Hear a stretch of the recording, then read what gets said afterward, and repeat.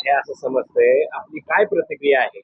मी ज्योत्स्ना गणेश गवारे, भाजप पुणे शहर कार्यकारिणीमध्ये काम करते. आज आम्ही 15 वर्ष झाले भाजपचं काम करतोय आणि इतकी सगळी अभियान प्रभागाला नाव दिले कल्याणी नगर वडगाव शेरी.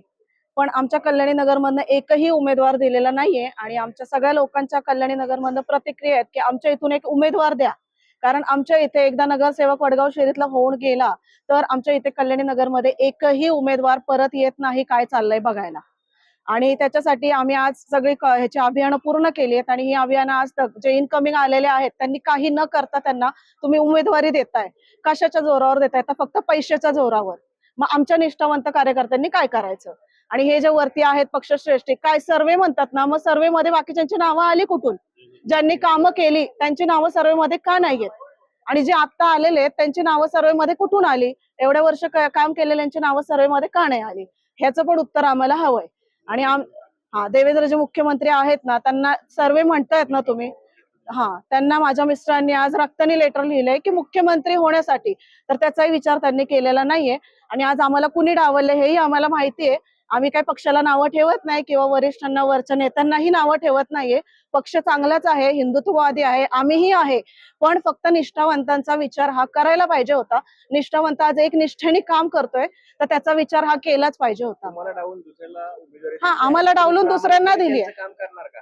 प्रामाणिकपणे आम्ही काम करणार ना. आम्ही कामाला विरोध केलेलाच नाहीये. आम्ही प्रामाणिकपणे भाजपचंच काम करू. हे आम्ही हिंदुत्ववादी आहे, हिंदुत्वाचंच काम करू.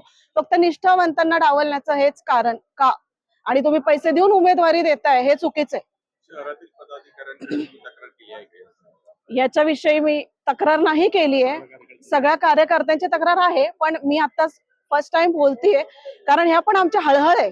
आम्ही पण काम करतोय आणि आज जी लोक काहीच काम करत नाही ती लोक आज पक्षात येत आहेत. तर का? आज ज्यांनी काही केलं ना ती लोक का पक्षात येऊन डायरेक्ट तुम्ही तिकीट देताय की ज्यांना काहीच माहिती नाहीये? पक्ष कुणाचा आहे? पक्ष हा काय फक्त एकाचा आहे का? पक्ष हा काय आम्ही काय फक्त सतरांच्या उचलायचा? पक्ष हा काय कार्यकर्त्याचा नाहीये का? मग कशाला म्हणायचं कार्यकर्त्याला आम्ही न्याय देतोय? कुठे कार्यकर्त्याचा पक्ष? हा कार्यकर्त्याचा नाहीये, हा फक्त आहे ना पैशाचा पक्ष आहे. नाही आहे बघा, भाजप पक्ष हा राष्ट्रीय पक्ष आहे. आपल्याला त्याच्याविषयी काही म्हणायचं नाहीये. राष्ट्र प्रथम आहे आणि मग आपण आहे. ठीक आहे, त्याच्यामुळे मी पक्षाविषयी काही बोलणार नाही. पण जे ग्राउंड लेवलचे जे आहेत त्यांचं मला म्हणायचंय.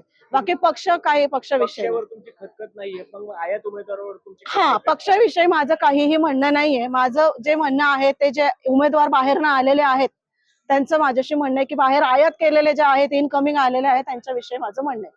बाकी मला काही म्हणायचं नाही.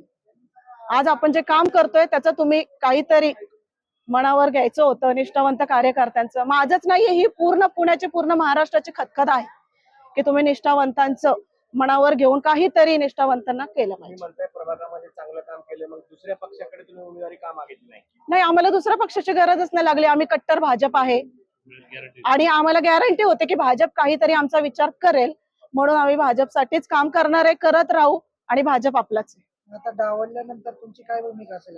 डावलल्यानंतर काय नाही, आम्ही भाजपचाच 5 वर्ष वाट बघतो. आता काहीतरी पक्षाने अजून काय विचार केला तर ते आहे. अभियान पूर्ण करायला लागेल ना त्यांना. माणसं नको का पुढे चालून? काय कुणाचं उचलायच्या सतरांच्या तर आम्ही आहेच, ते करूच आम्ही पक्षासाठी. काय प्रॉब्लेम नाही. कट्टर हिंदुत्ववादी आम्ही.